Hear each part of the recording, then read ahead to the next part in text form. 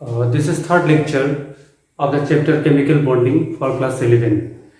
मैं पहले ही बोल चुका हूँ कि ये चैप्टर में बेसिक मेनली क्लियर करने की कोशिश कर रहा हूँ. सो बोर्ड लेवल के लिए हो जाएगा, बट एंट्रेंस लेवल के लिए और 20% हम लोग एक्स्ट्रा पढ़ना होगा. सो ऑलरेडी मैंने क्या क्या क्लियर किया, बॉन्डिंग क्यों फॉर्म करता है. सेकंड मैंने क्लियर किया ऑक्टेट रूल. थर्ड मैंने क्लियर किया details about what ionic bonding कैसे फॉर्म होता है, आयोनिक कंपाउंड का नेचर क्या है. ओके. फोर्थ मैंने क्लियर किया कोवेलेंट बॉन्ड. कोवेलेंट बॉन्ड में कैसे शेयरिंग होकर बॉन्डिंग फॉर्म करता है, एक बॉन्डिंग में कितना इलेक्ट्रॉन रेस्पॉन्सिबल होता है. ठीक है. Now I am going to start VSEPR theory. Okay, VSEPR theory, VSPER, VSEPR theory. Very very important. The full form of VSEPR is valence shell pair electronic repulsion theory.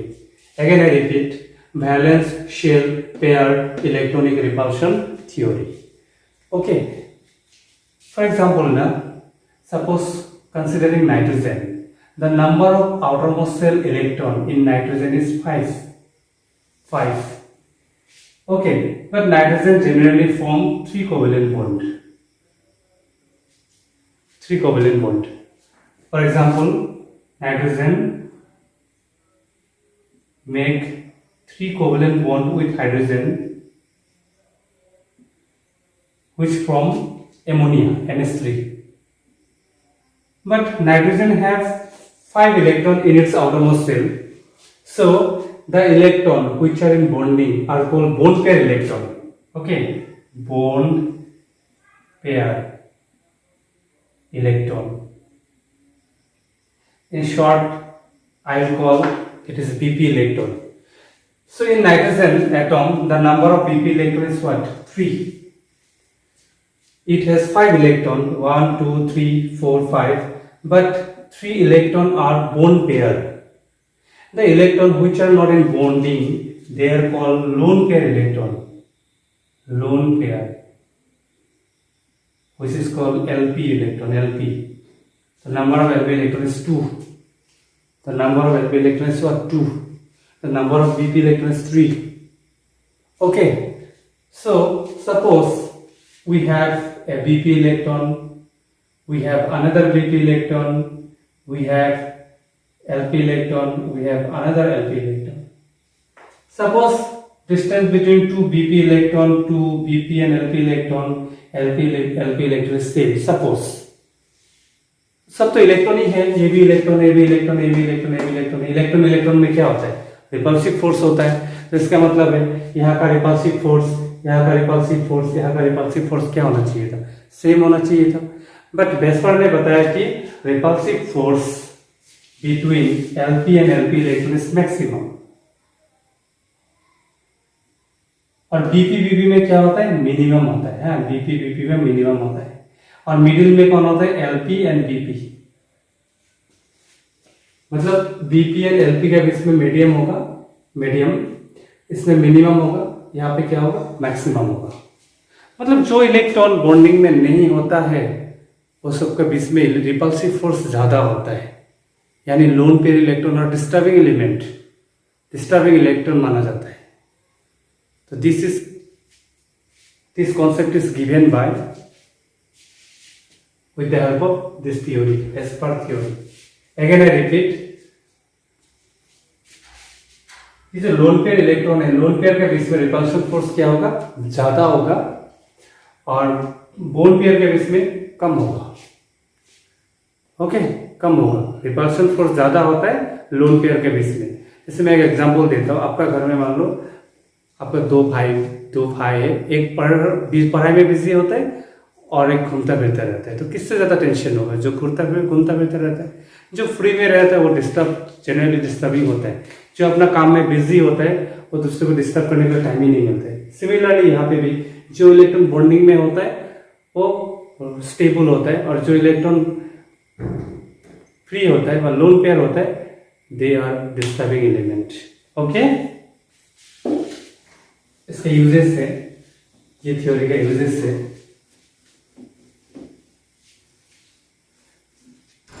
we can explain shape of molecule with the help of what? Vesper theory. So first is shape of molecule when lone pair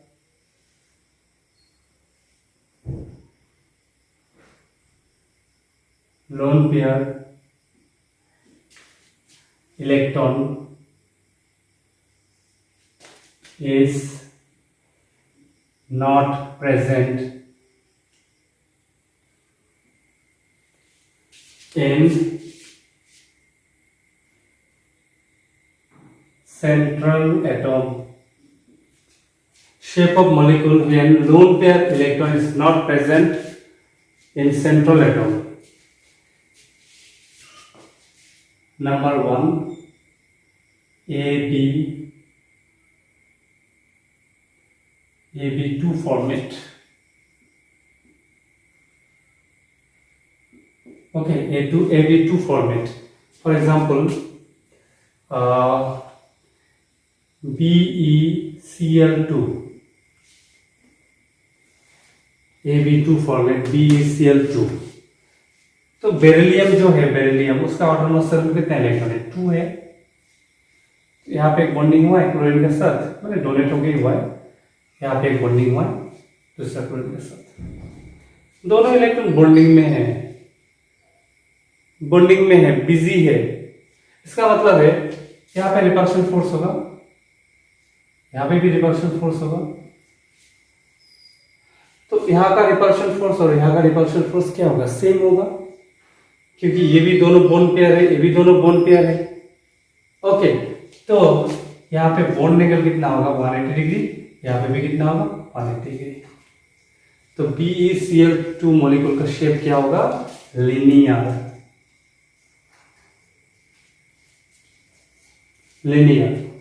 क्योंकि loan pair electron present नहीं है, disturbing element present नहीं है. Shape change होता है when loan pair electron क्या होता है?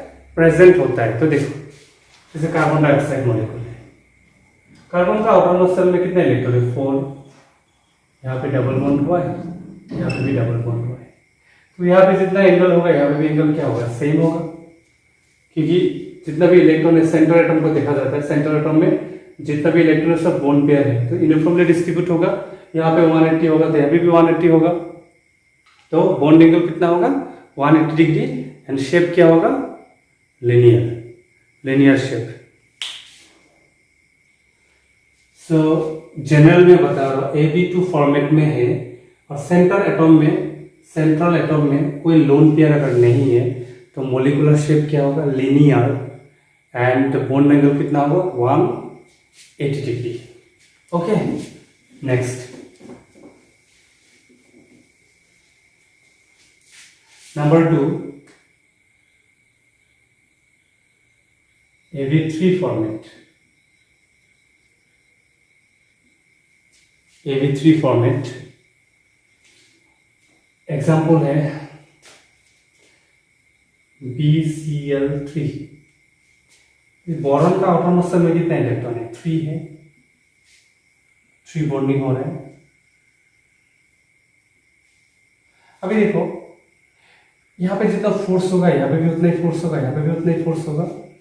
और ये प्लेनर मॉलिक्यूल है, प्लेन, एक ही प्लेन में. एक प्लेन में कितना एंगल है? एक प्लेन में 360. तो 360 भाग में भाग होगा तो एक भाग का बॉन्ड एंगल कितना होगा? 120 डिग्री. सो इस मॉलिक्यूल का शेप क्या होगा? Triangular planar.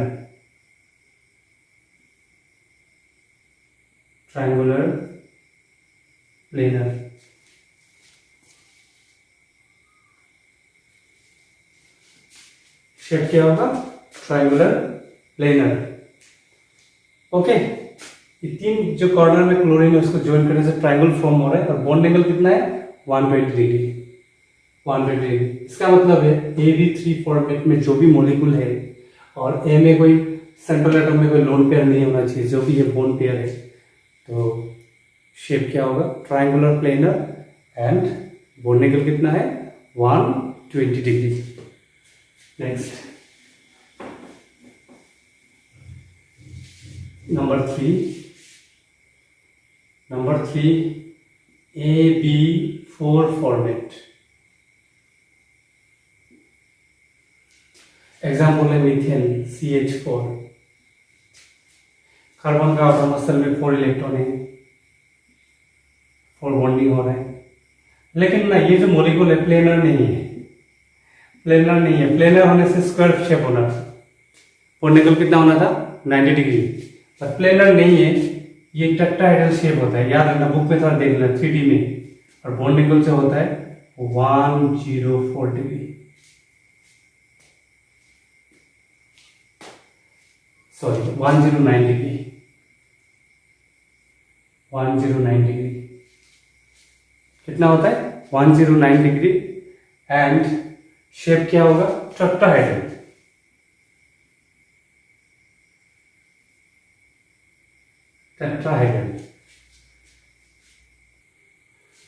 सो ये 3D मॉलिक्यूल है, इसलिए स्क्वायर नहीं है, बॉन्ड एंगल 90 नहीं है।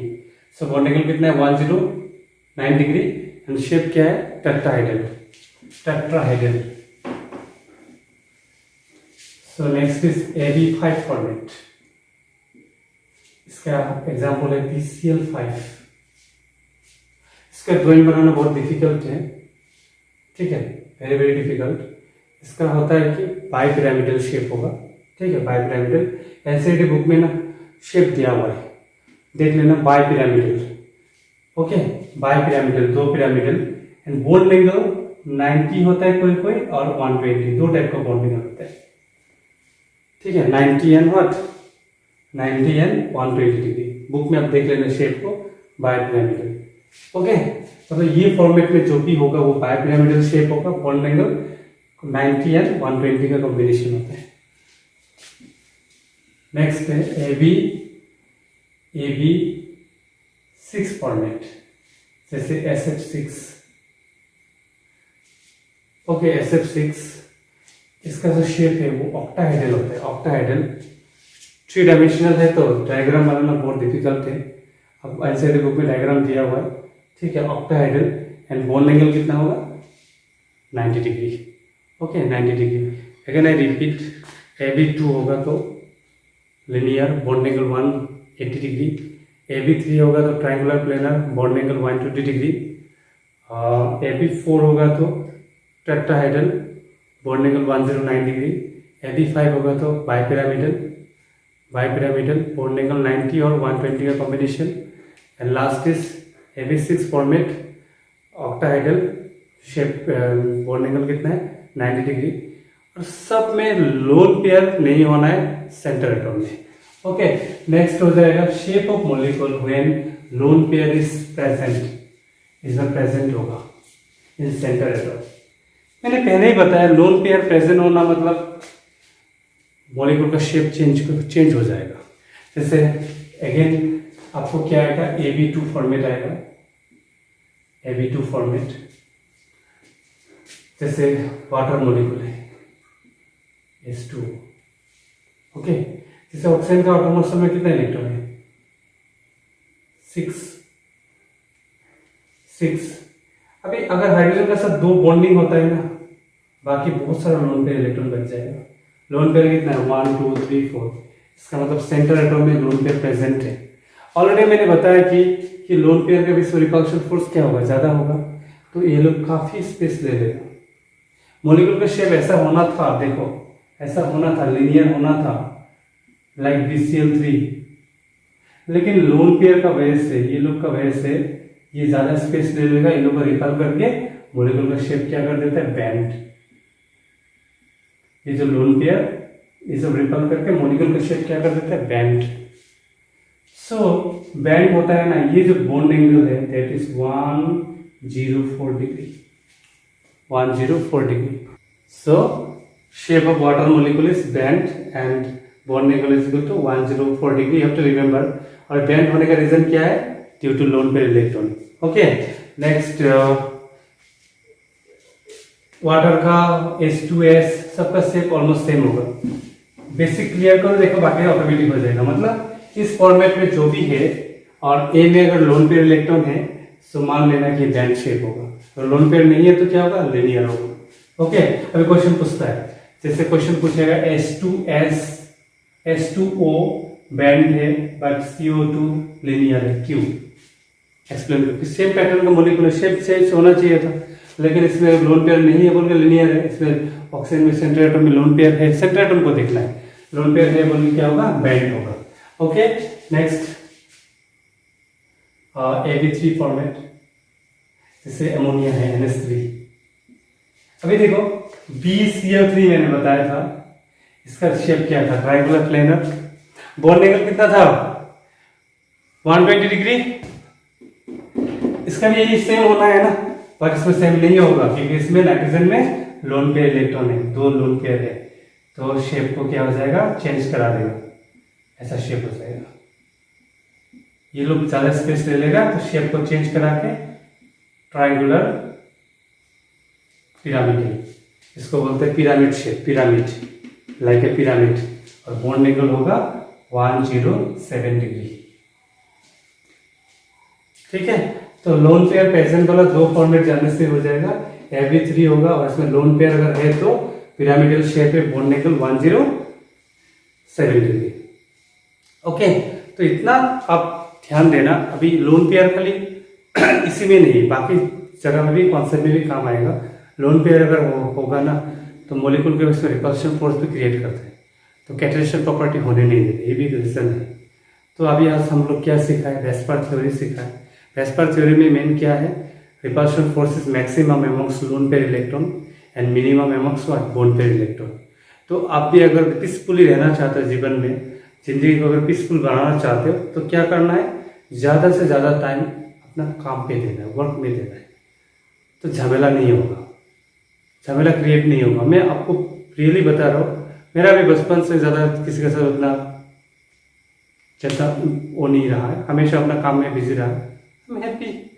So try to find happiness through your work. Knowledge give true happiness. अगर आपको नॉलेज हो रहा है ना किसी चीज का, तो वो आपको ट्रू हैप्पीनेस दे, वो कभी साथ नहीं छोड़ेगा।